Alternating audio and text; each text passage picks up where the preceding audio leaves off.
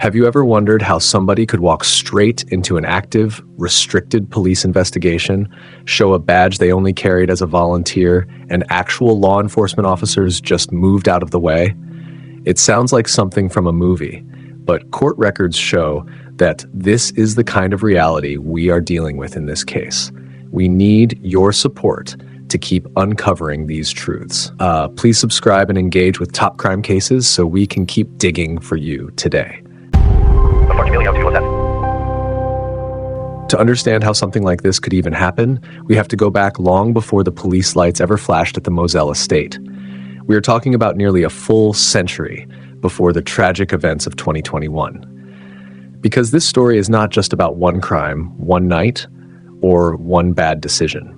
It is also a story about power, influence, and a legal monopoly that lasted for generations. For 86 straight years, 3 generations of the Murdaugh family held one extremely powerful position: Solicitor for South Carolina's 14th Judicial Circuit. If you're not familiar with how that system works in the rural Southern Lowcountry, the Solicitor is basically the chief prosecutor. The police can arrest someone, but the solicitor's office decides who gets charged, who gets offered a plea deal, and which cases go all the way to trial. That is a huge amount of control over people's lives. This judicial circuit covered 5 counties: Allendale, Beaufort, Colleton, Hampton, and Jasper. These are small, tight-knit communities where people know each other, where family names carry weight, and where reputation can follow you for decades. From 1920 until 2006, if you lived in that region, the justice system was closely tied to one family name. The portraits of Murdaugh men were literally hanging on courthouse walls. If you got into trouble, or if you were a victim looking for justice, there was a strong chance your case would pass through their world. But this is where everything gets complicated. The family did not only hold public office. They did not just work for the state at the courthouse and then go home. They also ran a very successful private law firm called PMP Deed, based right there in Hampton County. That created a power structure that is honestly hard to ignore. Think about it. On one side, the family had deep control over criminal prosecutions.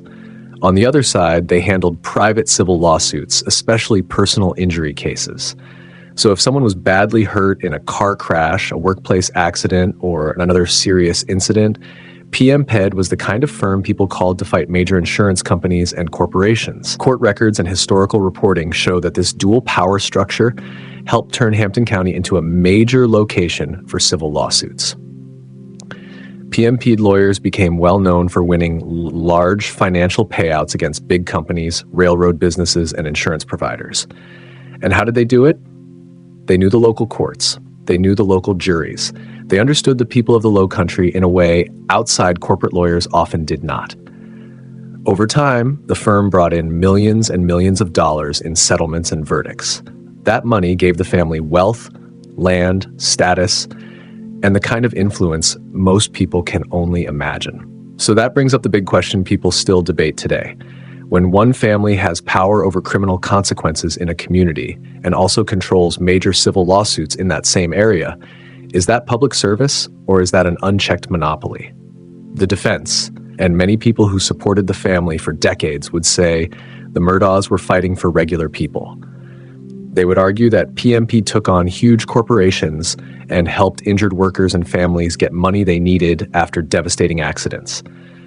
Their side was simple. They followed the law, they won in court, and juries made those decisions fairly.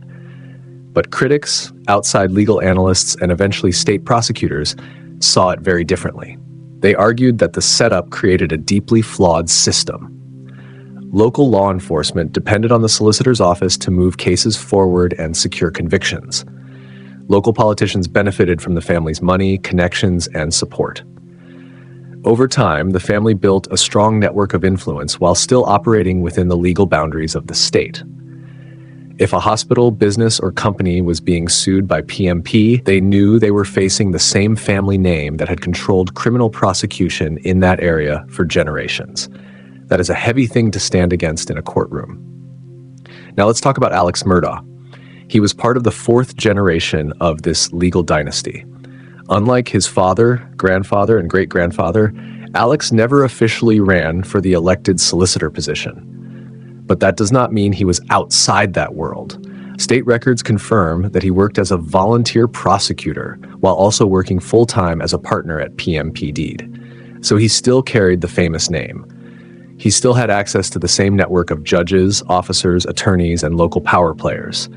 And the state later argued that he also inherited the sense of protection that came with that name.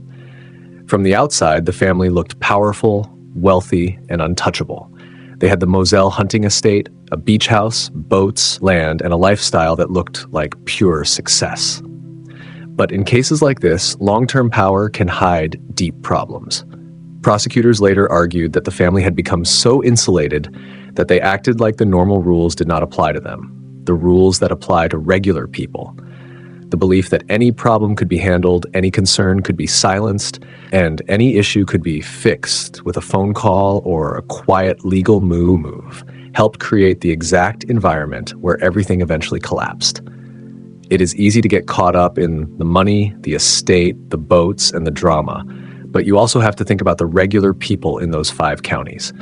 Imagine trusting a system your whole life because the people in suits and the people carrying badges are supposed to protect you. Many injured people went to that law firm when they were at their lowest. They were hurt, scared, and desperate for help with bills, medical care, and survival. They trusted the name on the door because for generations that name was connected to the law itself.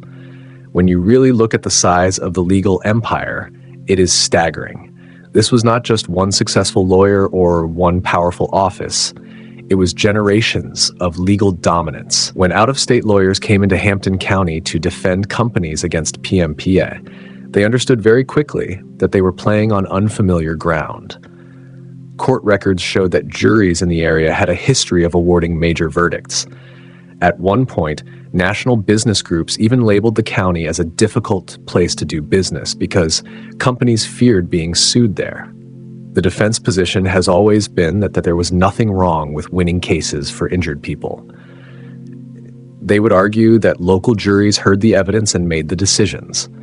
If a big company caused harm, then that company should pay. That is the heart of their argument. But the prosecution and investigators presented a darker view. They argued that the family's influence was so deeply woven into the community that it created a dangerous blind spot. When one family name has that much power over prosecutions, people naturally want to stay on that family's good side. Over time, according to investigators, the line between official state authority and private family interest became harder and harder to separate. This is a story about power, but it is also deeply human. It is not just about courtrooms, legal documents, and old courthouse portraits. It is about what generational power can do to a person's mind. Alex Murdaugh grew up in a world where his family's name mattered. When he entered rooms, people recognized him. When he spoke, people listened. That kind of lifelong treatment can shape how a person sees consequences. As we go deeper into this story, keep the victims in mind. Not only the people whose lives ended at Moselle, but also the ordinary people caught in the financial fallout. We are going to stay with verified facts, digital evidence, court records, and what was argued in court. We are not going to pretend we know exactly what Alex was thinking every day, because we cannot know that. But we can look at what the state proved, and we can also look at what his defense team argued in response. The foundation of this empire was built on nearly 100 years of courtroom victories, public service, legal dominance, and family influence. But as we are about to see, when a foundation has a hidden crack, the entire house can eventually fall. And the fall of this house became one of the most intense, complicated, and shocking legal stories in modern history. Because the real story is not only the tragic ending at Moselle, it is the century of unchecked power that led right up to it.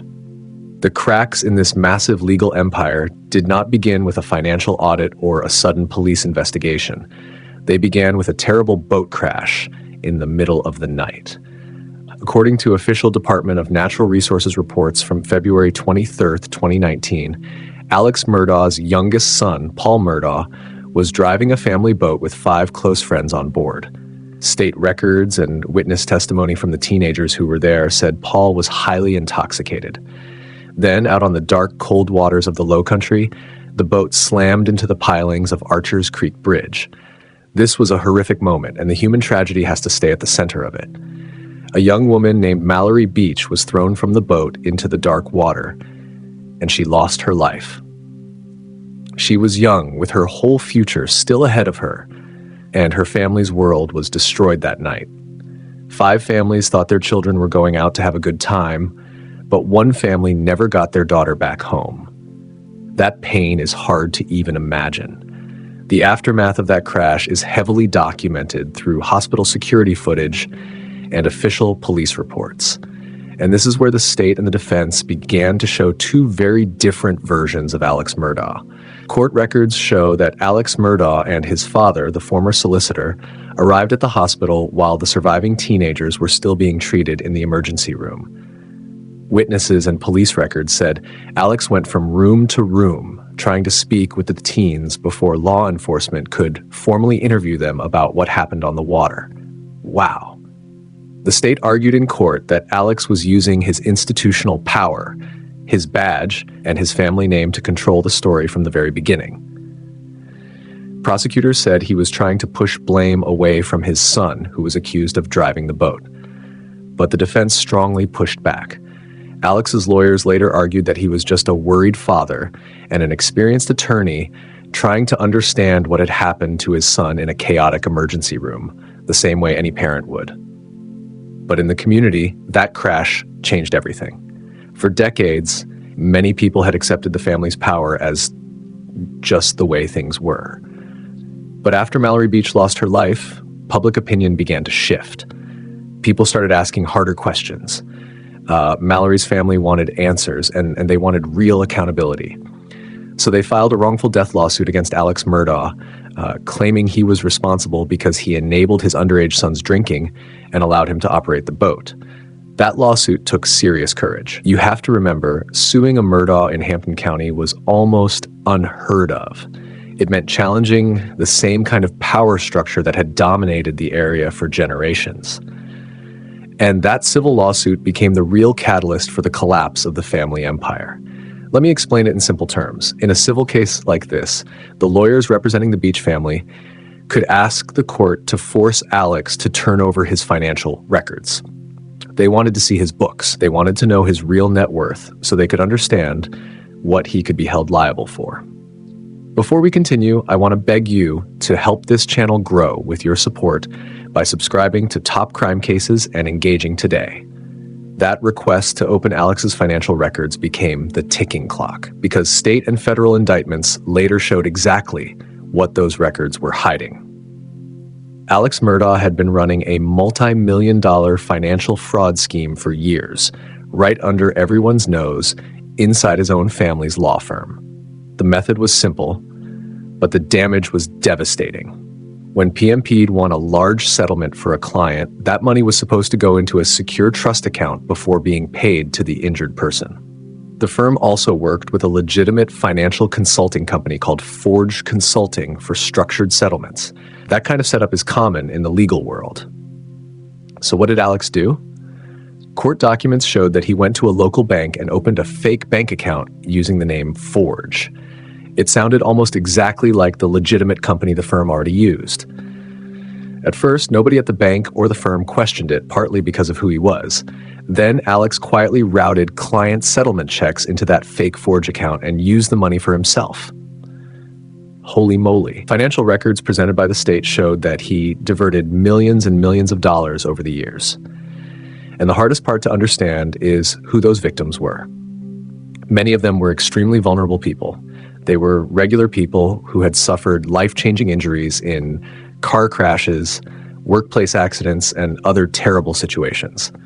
They needed that money for surgeries, therapy, wheelchairs, medical bills, and basic survival. They trusted their lawyer to protect them, but court records proved he was secretly taking their survival money for himself. To be fair and show both sides, the defense did not deny the theft.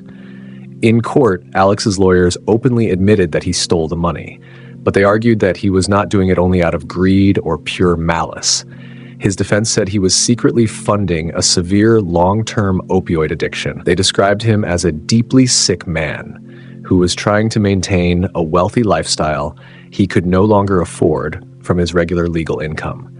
They said he was buried in debt, constantly moving stolen money around, using one client's money to cover another problem, just to keep himself afloat. While all that financial pressure was building behind closed doors, two other unresolved tragedies came back into public focus and surrounded the family with even more controversy. In 2015, a young man named Stephen Smith lost his life on a dark rural road in the Low Country. At the time, state authorities officially ruled it a hit and run, but Highway Patrol reports from the original investigation showed that investigators repeatedly heard local rumors connecting the Murdaugh name to the case. Police said there was no direct evidence to charge anyone in the family, and the defense has firmly said Alex and his family had nothing to do with it. Still, the rumors alone added even more public pressure. Everywhere people looked, another dark cloud seemed to be hanging over the family. Then in 2018, another tragedy happened on the Murdaugh property. The family's longtime housekeeper, Gloria Satterfield, suffered a fatal trip and fall at the Moselle home. She later died from her injuries. She had worked for the family for years, helped raise Alex's children, and was seen by many as almost a second mother to them. After her death, Alex attended her funeral and then told her two sons to sue him. He said his homeowner's insurance policy would pay them for the accident and help them become financially secure. The insurance company eventually agreed to a major settlement and paid out more than $4 million. But the state indictments later revealed the dark truth. Financial documents showed that Alex diverted that entire insurance payout into his fake Forge account. Gloria Satterfield's sons did not receive any of that money until years later, after the scheme was finally exposed. When you look at all these pieces together, a clear and extremely stressful picture starts to form. There were stolen client funds. There was insurance fraud. There were old rumors coming back into the public eye, and all of it placed heavy pressure on the family. But sitting at the center of everything, acting as the main fuse, was the boat crash lawsuit. That was the ticking clock. The math was simple, and for Alex, it was terrifying. If the civil court judge in the boat crash case ordered him to turn over his private financial records to the Beach family's lawyers, the fake Forge account would likely be exposed. PM-PED would discover that he had been stealing from his own clients and partners. State investigators would discover that he had been stealing from vulnerable victims. The century-old empire, the name his great-grandfather, grandfather, and father helped build, could fall apart in an instant. His freedom could disappear. His reputation could be destroyed. The walls were closing in from every direction, and the secrets he had protected for years were just days away from becoming public record. And that crushing pressure, that clear reality that everything was about to collapse, brings us directly to the devastating events of June 2021. So with all those secrets closing in, we arrive at June 7th, 2021. This is the day the entire timeline came together, and the pressure around Alex reached a level most people cannot even imagine. According to court records and sworn testimony, that morning began with a direct confrontation. The chief financial officer of the PM-PED law firm walked into Alex Murdaugh's office. She was not there to discuss a case. She confronted him about $792,000 in missing legal fees from a recent settlement. Just think about that number for a second. Nearly $1 million was unaccounted for. Alex tried to deflect. He claimed the money was where it was supposed to be, but the firm was not letting it go. They wanted real proof. Then, in the middle of that tense meeting, Alex received a phone call saying his father, the former solicitor, had taken a turn for the worse and was being placed in hospice care. Because of that family emergency, the financial confrontation was paused, but the clock was still ticking in the background. That evening, Alex, his wife Maggie, and his youngest son Paul were all at the large Moselle property. When we talk about this night, we need to pause and remember the human side of it. Maggie was a mother who loved her sons deeply. Paul was a young man. Regardless of the legal trouble surrounding the boat crash, they were still human beings, spending what seemed like a quiet Monday evening at home. They had no idea what was coming. They were out by the dog kennels on the property, spending time around the animals. Thinking about those final quiet moments is deeply tragic. What happened next is not based on rumors or guesses. It is based on the digital forensics presented in court by state investigators. Today, phones and vehicles can track almost every movement, and that data created a minute-by-minute picture of this tragedy. At exactly 8:44 p.m., Paul Murdaugh recorded a short video on his phone and sent it to a friend through Snapchat. It was just a simple video of a dog at the kennels. But that video became the most important piece of evidence in the entire case. Why? Because in the background of that short clip, 3 different voices could clearly be heard. Friends and family who testified in court identified those voices as Paul, Maggie, and Alex. That moment caught a lot of people off guard during the trial. It was a major revelation because Alex had clearly told law enforcement on body camera footage that he was never down at the kennels that night. He told police he had dinner, fell asleep on the couch inside the main house, and woke up later. But that digital evidence shattered his alibi. It placed him at the exact location of the tragedy just minutes before everything changed. The defense pushed back, of course. They argued that Alex being at the kennels did not prove he did anything wrong. They said he went down there, spent a few minutes with his family, then drove back up to the house to take a nap, just like he had said, leaving Maggie and Paul safe. But the state's digital timeline was extremely tight. Just 5 minutes after that video was taken, at 8:49 p.m., both Paul and Maggie's phones locked for the final time. They never read another message. They never answered another call. State investigators and forensic experts testified that this was the window when both of them were fatally shot at the dog kennels. Police reports stated that 2 different weapons were used in the incident, a .300 blackout rifle and a 12-gauge shotgun. It is heavy to even process. In just a few moments, 2 lives were taken in the dark. Before we continue, I want to beg you to help this channel grow with your support by subscribing to Top Crime Cases and engaging today. Right after those phones locked forever, the digital data from Alex Murdaugh's vehicle tells the next part of the story. At 9:06 p.m., his car GPS showed the engine starting. He drove away from the Moselle estate and went to visit his mother, who had Alzheimer's disease, at her nearby home. According to the data, he stayed there for a short time, started his car again, and drove back to Moselle. At exactly 10:06 p.m., Alex called 911. On the recorded call, he sounded frantic. He told the dispatcher he had just returned to the kennels and found his wife and son deceased on the ground. The immediate aftermath shown through police body cam footage was chaotic. Local authorities rushed to the scene. These were officers and deputies who had worked closely with the Solicitor's office and the Murdaugh family for years. And that became a major point of debate during the trial. The defense strongly criticized how the crime scene was handled that night. They told the jury the local police were sloppy. They argued that important evidence may have been washed away by rain because it was not properly covered. They also said the property was not strictly secured, allowing people to move through the area. The defense used this to argue that the real perpetrators got away because police focused too quickly on Alex. State prosecutors pushed back. They said law enforcement followed proper protocols under difficult weather conditions and on a large rural property.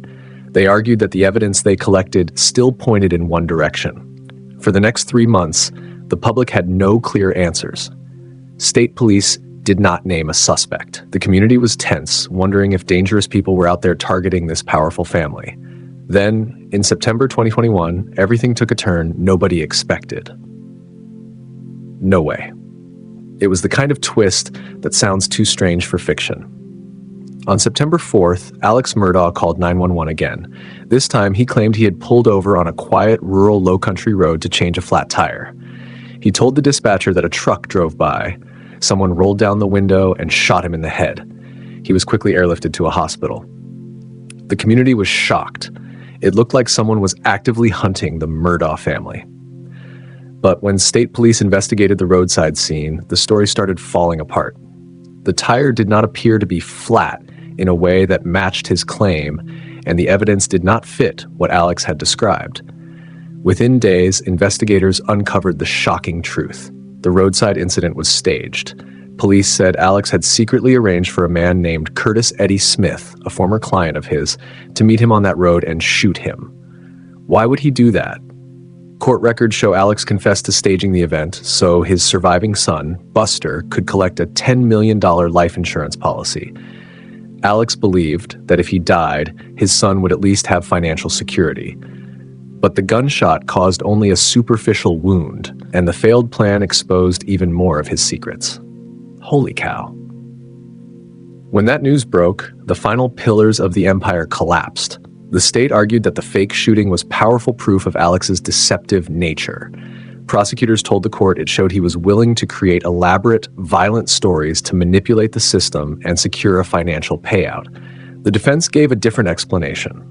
They argued that the staged shooting was the desperate act of a man whose mind had been destroyed by years of severe opioid addiction. They said he was grieving his wife and son, drowning financially, and trying to leave something behind for his remaining child. Whatever you believe about his state of mind, the consequences came fast.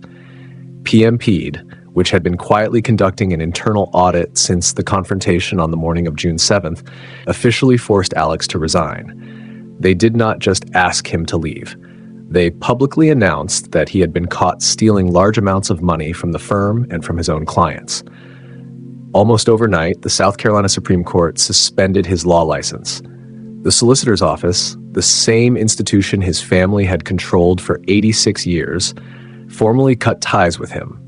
Alex entered a rehabilitation facility, and soon after that, he was taken into police custody.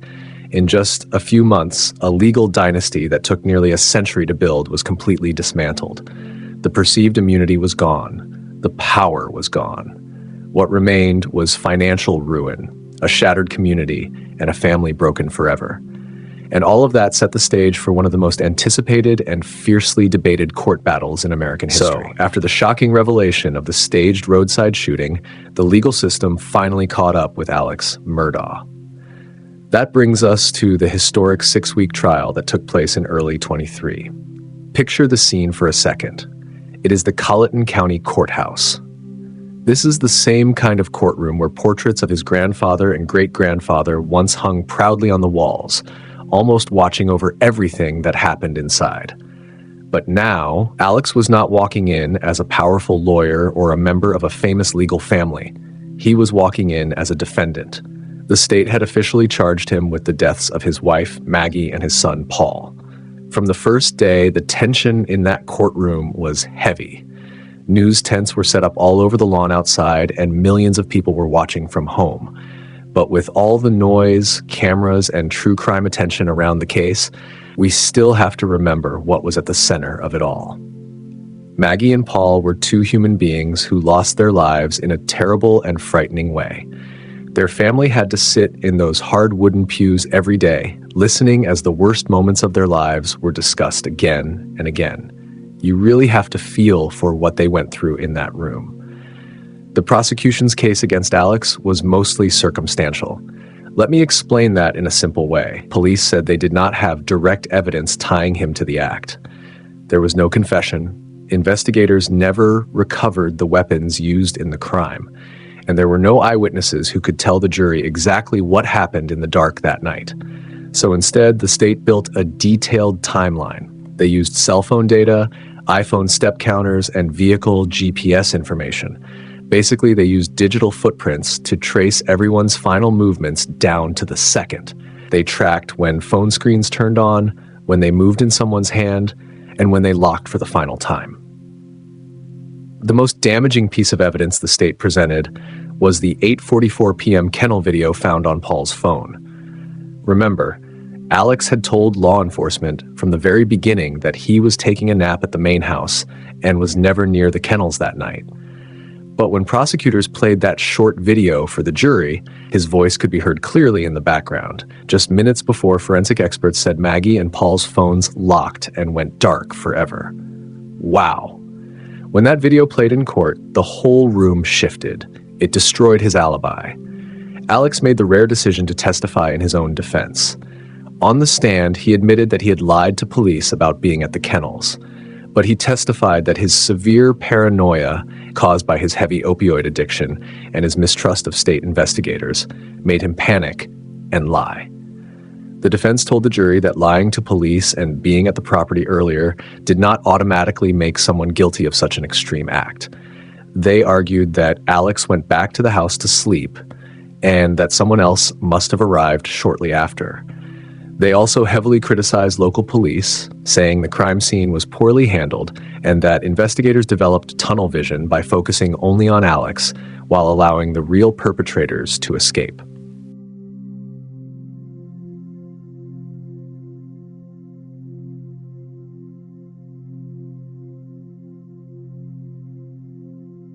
This brings us to one of the biggest debates of the entire trial, the financial motive. The state argued that Alex was facing financial ruin. As we already discussed, his law firm partners were questioning him that very morning about hundreds of thousands of dollars in missing fees. And the boat crash lawsuit had a major hearing scheduled for later that same week, which could have forced him to reveal his financial records and expose his fake accounts. The prosecution claimed Alex committed these tragic acts to create an unthinkable distraction. They argued that he wanted to buy time, gain sympathy, and delay the financial audits that would expose years of stealing from vulnerable victims. The defense strongly pushed back on that theory. They argued that it made no sense. They told the jury it was not logical that a father who friends and family said deeply loved his wife and son would take their lives just to delay a financial collapse by a few weeks. Their argument was simple. A money problem is still just a money problem, and nobody solves a money problem like that, right? It is a strong point to think about. So the real question is this: did the crushing pressure of financial and social ruin push a desperate man to an extreme act? Or did the state build a motive out of timing because they did not have direct physical evidence? To present that financial motive to the jury, the judge made a controversial ruling. The court allowed prosecutors to introduce a large amount of evidence about Alex's financial crimes.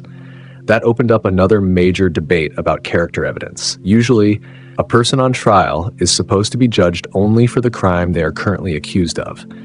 But prosecutors said the jury needed to hear about the millions Alex stole because they had to understand the full scale of his desperation. The defense argued that this was extremely unfair. They said the state was basically putting Alex on trial for being a thief, so the jury would believe he was capable of a violent crime.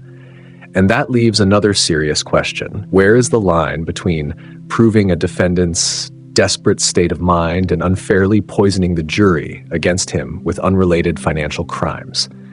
After 6 weeks of exhausting testimony, the trial finally ended. The jury went back to deliberate. In a high-profile case this complex with so much technical evidence, deliberations can sometimes take days, but court records show this jury deliberated for less than 3 hours. That part caught me off guard. Less than 3 hours after 6 weeks of testimony and data. Then they returned to the courtroom and found Alex Murdaugh guilty on all charges. The judge sentenced him to 2 consecutive life terms in state prison. The judge said that even if Alex did not want to admit it to himself, the victims would visit him in his thoughts every night. At that moment, it looked like the case was closed and the victims had finally received some measure of justice. But then came the massive plot twist. Months after the verdict, the defense filed a bombshell motion for a retrial based on serious jury tampering allegations. No way. Yes, you heard that right. The focus of those allegations was not a witness or an investigator. It was the Colleton County Clerk of Court, Becky Hill. A clerk of court is supposed to remain neutral and handle the administrative side of the trial. But the defense presented sworn affidavits, which are legally binding statements from actual jurors who served on the case. Those jurors alleged that Hill made inappropriate comments to them during the trial. They claimed she told them to pay close attention to Alex's body language, suggesting they should not believe his testimony. They also alleged that she pressured them to reach a quick verdict so they would not be stuck deliberating for days. I see why this caused such a major uproar in the legal community. This leads directly into the final debate over judicial conduct.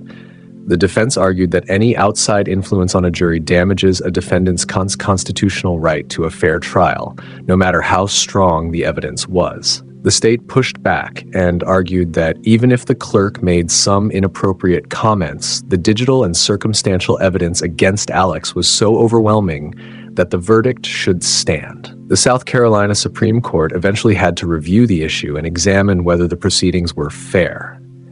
And it raises one final question for the legal system. When a high-profile conviction is challenged because of administrative misconduct, does that prove the system works by protecting a defendant's rights no matter who they are?